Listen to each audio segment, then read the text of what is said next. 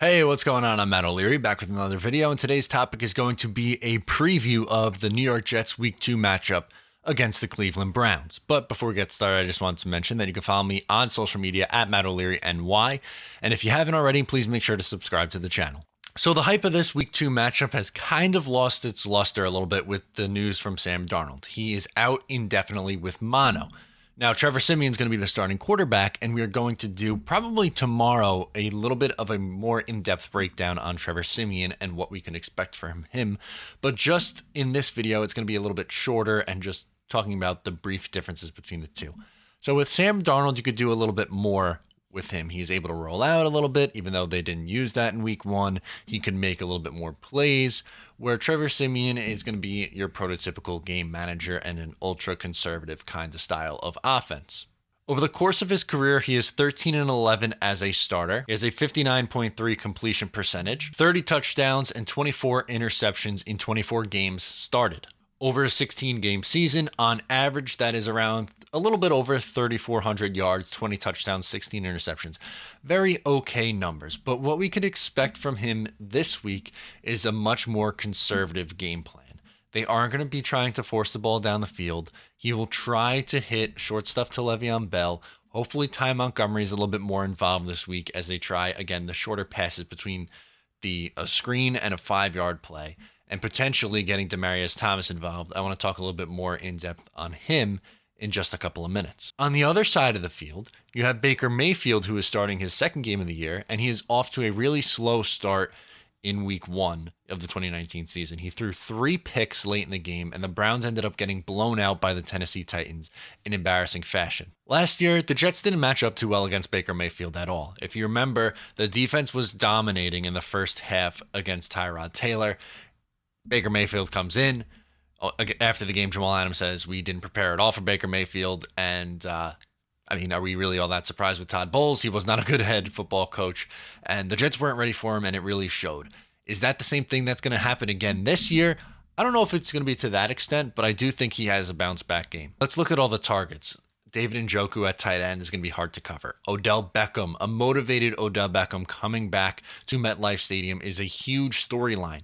He called out Greg Williams earlier in the week, calling his teams and his defenses dirty. I shrug because he was, he led Bounty Gate, and it's not really all that outlandish. And then Greg Williams fired back and didn't really say anything or wouldn't say anything on Odell Beckham Jr. or call him a talented player. This is a volatile situation. He is probably going to go off for 100-plus yards and at least 1 touchdown. That would be my prediction anyway. You have Jarvis Landry and Higgins involved, so who is covering all these guys? The New York Jets secondary, as we know, is terrible. Tremaine Johnson isn't going to be able to keep up with either Landry or Odell Beckham Jr., so that's a problem. And then on whoever you put Johnson on, you have to put Darryl Roberts on the other. And that's going to be pretty rough as well because he got beat for the game-winning touchdown just last week. Brian Poole's okay in the slot, but after that, they don't have a ton of depth at all. Yes, the 2 safeties in Jamal Adams and Marcus May are fine, but how much could they really impact the game play in the safety position? Not as much as a cornerback. If the Jets are to survive, they have to not only create turnovers this week, but then capitalize on those turnovers. Another thing that I look for is the hunger between these two teams. The Browns are hungry. They got embarrassed in week 1 after all this preseason expectations, and the Jets lost the game they absolutely should have won. Josh Allen turned the ball over 4 times, and the Jets couldn't find a way to win the game. That's rough. So both teams are hungry. You can't afford to go 0-2. Teams that go 0-2 almost never make the playoffs. Yes, there's rare instances where teams that start 0-2 come back and end up making the playoffs, but you are much more likely to make the playoffs at 1-1 than 0-2. The Browns don't want to start 0-2 because they find themselves as a division favorite and a playoff favorite and a preseason darling. They are way too talented to start off 0-2. So I'm kind of getting towards where my prediction is going to go, which I'm going to get to in just a second here. But there's a ton of talent on that offense. Yes, it didn't work in week 1. I think it's going to start working here in week 2 and clicking in week 2 for the Cleveland Browns.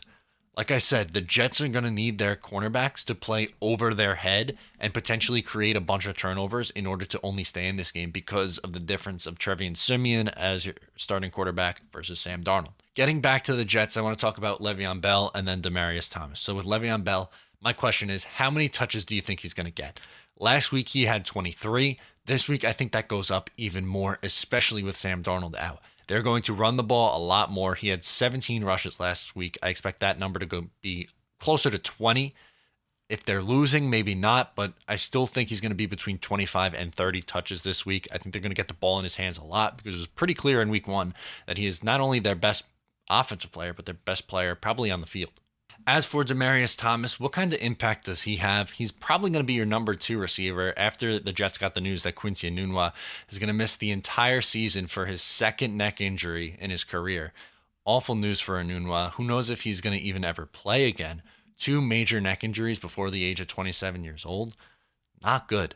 Really rough for Quincy Enunwa. I feel bad. I'm a huge Enunwa guy, as you guys know. I think he really brings a lot to the table. And Demaryius Thomas, at this point in his career, is probably a downgrade from a healthy and productive Quincy Enunwa. But nonetheless, him and Trevor Siemian go back to their days in Denver. I think he probably has like 5 catches for about 50 yards. Maybe that's a little bit optimistic, but I mean, who else is he going to throw the ball to? Robbie Anderson, even though his route tree has developed, he is more of a guy who you're going to push the ball down the field with.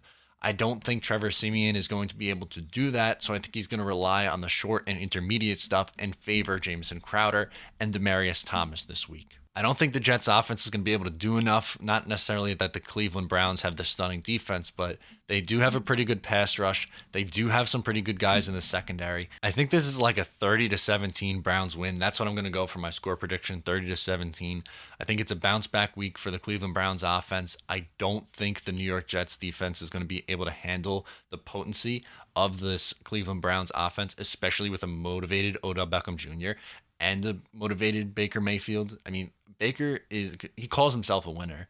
And listen, I liked Baker Mayfield a lot coming out of college, and I think he has the potential to be a winner in the NFL, but he's got to prove it. And I think he does in week 2.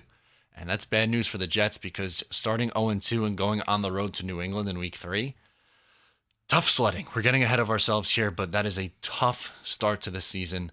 And I think 30-17 is probably pretty fair, all things considering. If Sam Darnold was playing, I would say this team has a chance. Maybe it's a field goal game difference, but I think the Browns win and cover the spread pretty easily. Let me know in the comments what you think is going to happen in this game, or you can get at me on social media at Matt O'Leary NY. Make sure to give the video a thumbs up if you enjoyed it. Make sure to subscribe if you're new to the channel. Talk to you guys next time.